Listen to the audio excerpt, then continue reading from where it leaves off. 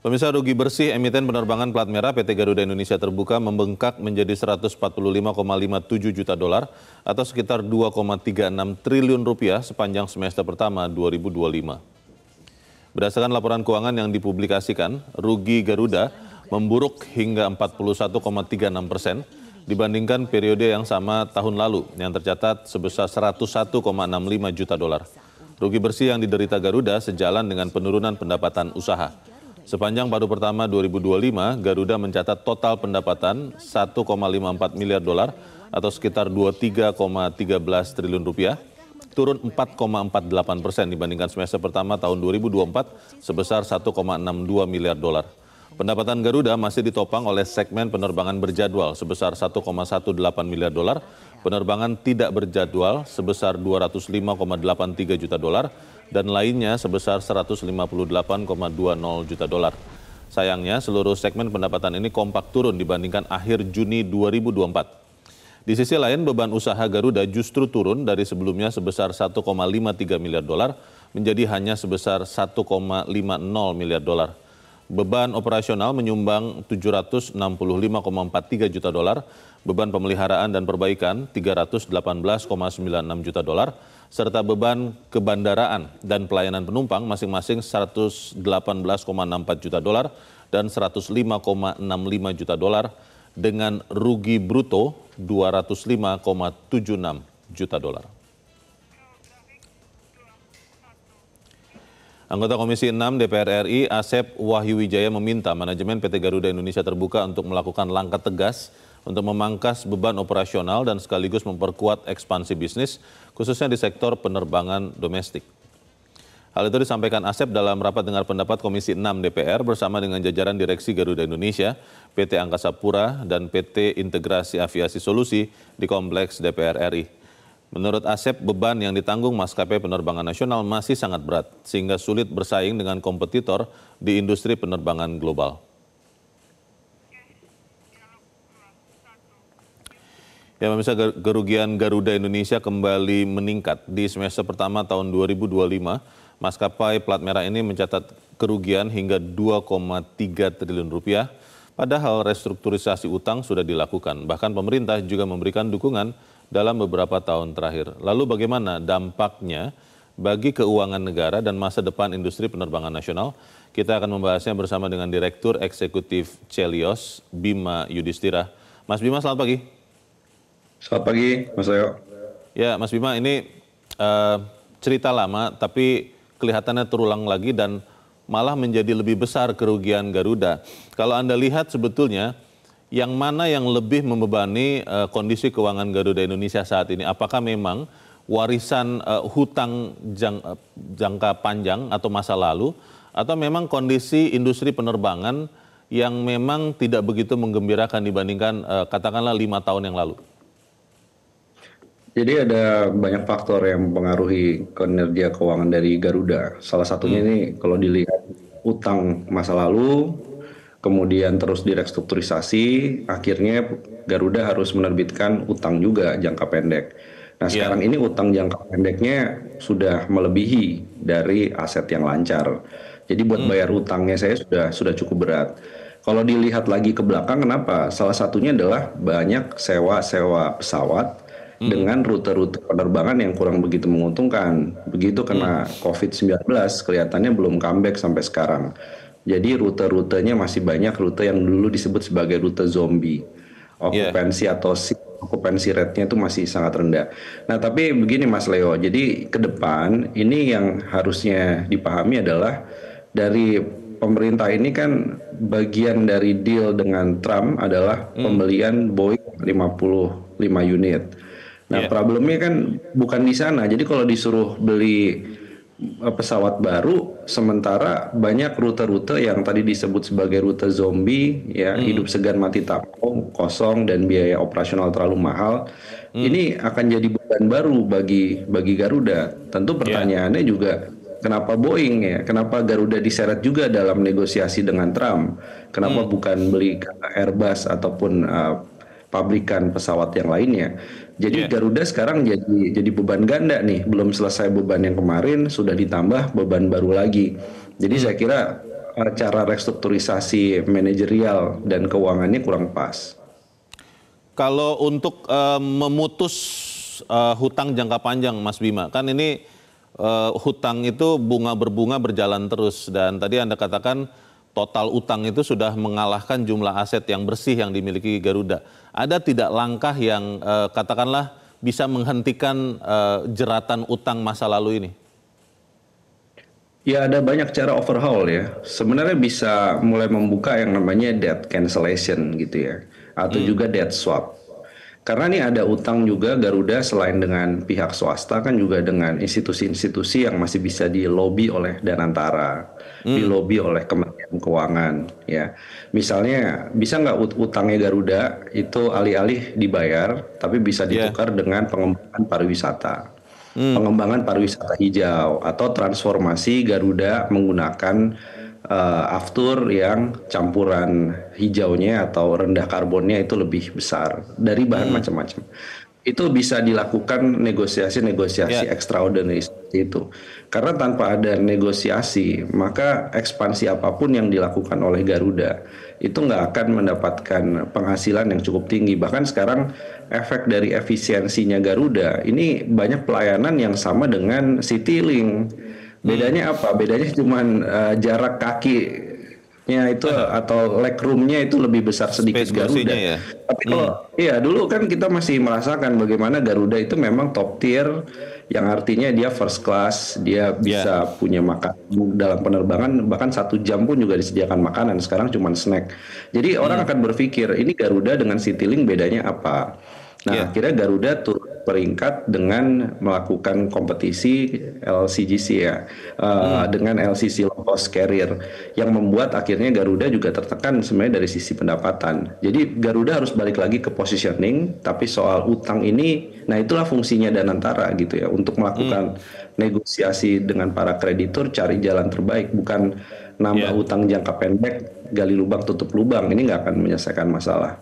Ada yang menyebut, Mas Bima, ada permasalahan mendasar terkait dengan Garuda, mungkin juga dengan BUMN-BUMN lain. Tapi kalau kita lihat Garuda, selain dia adalah PT yang harus mencari profit, tapi kan juga ada beberapa public service obligation. Kalau kita ingat pada saat libur yang lalu, itu kan pemerintah meminta untuk Garuda menurunkan tiket penumpang. Padahal itu terjadi di peak season yang sebenarnya sumber pendapatan terbesar mungkin dari sebuah airlines.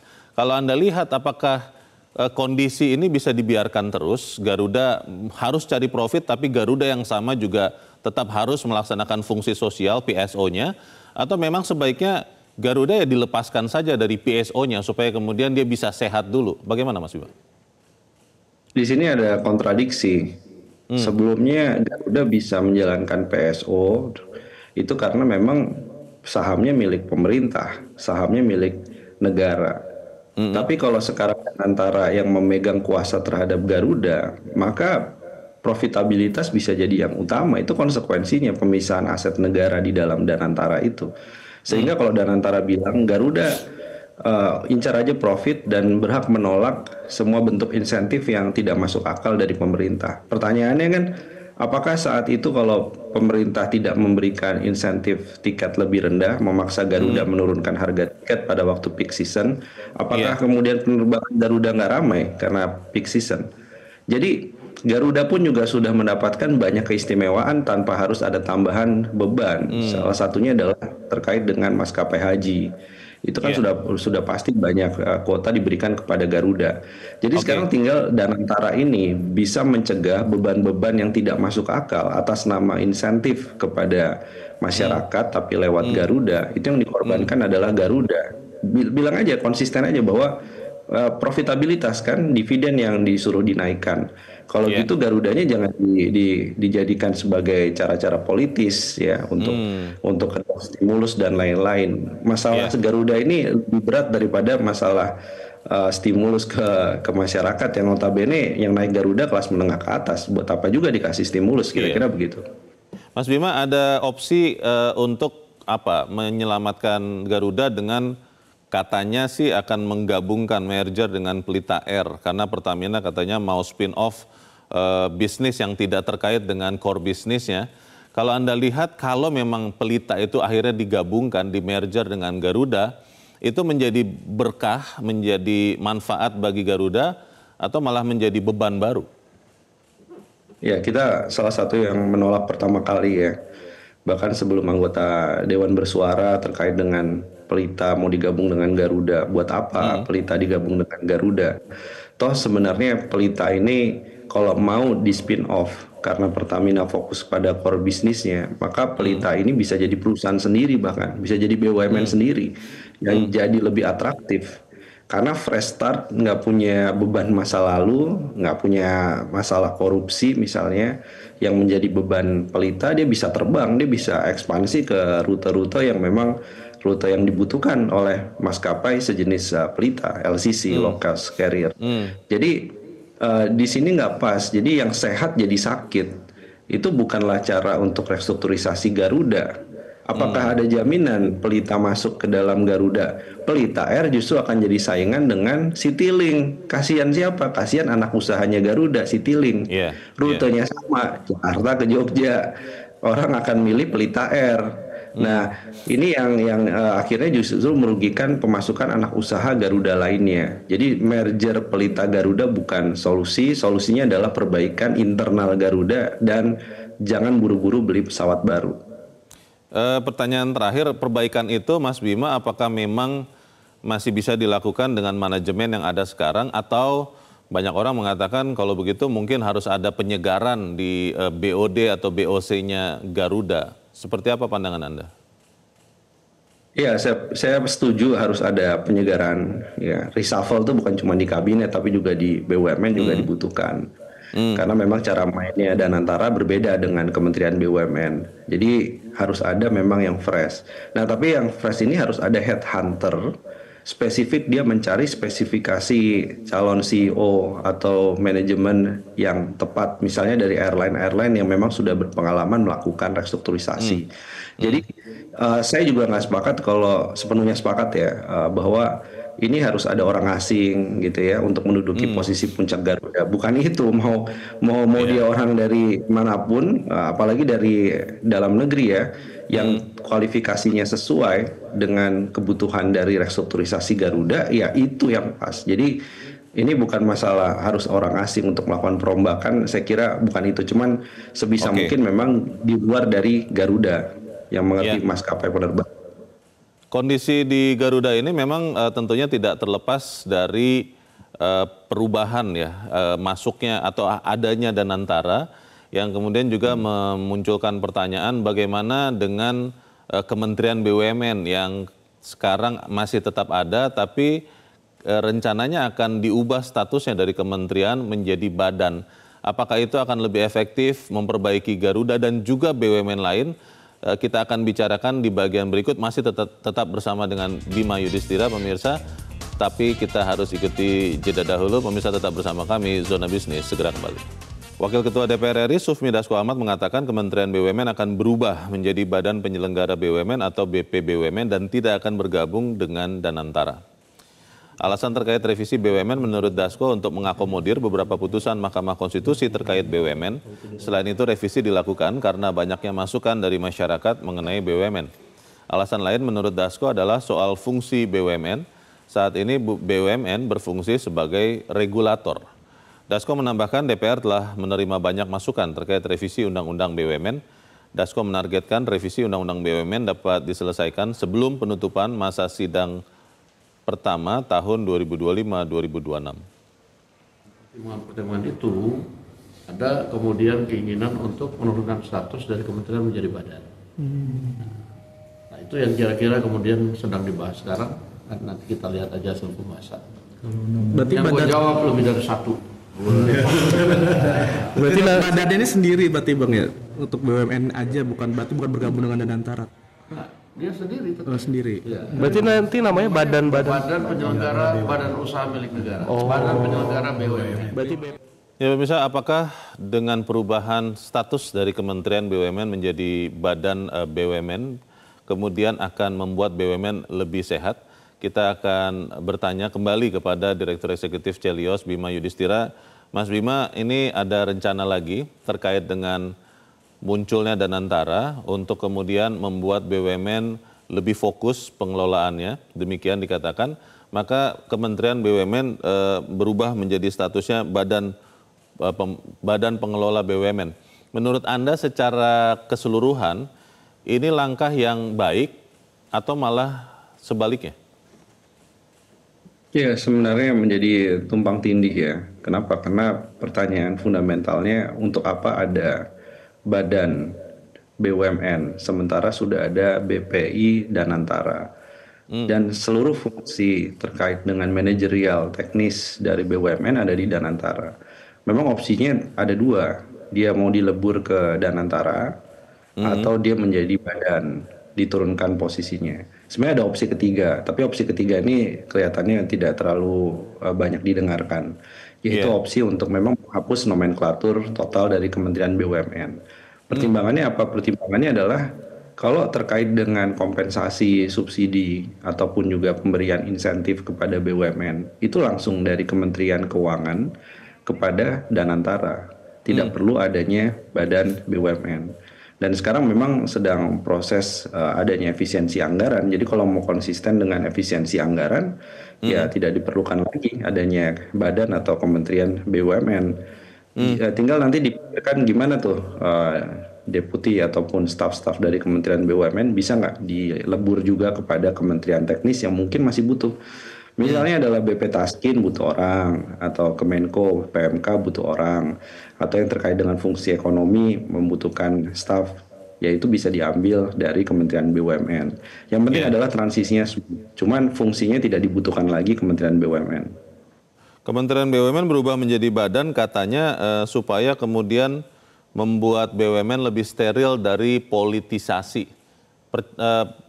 Setuju dengan itu atau tidak? Sama sekali tidak setuju, karena faktanya berapa banyak menteri dan wakil menteri yang hari ini masih rangkap jabatan di BUMN.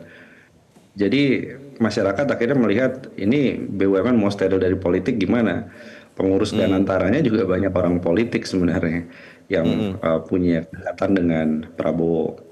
Atau kalau mau steril dengan politik, ya maka fungsi dari BPK sebagai pengawas utama, auditor utama dari BUMN itu dikembalikan lagi.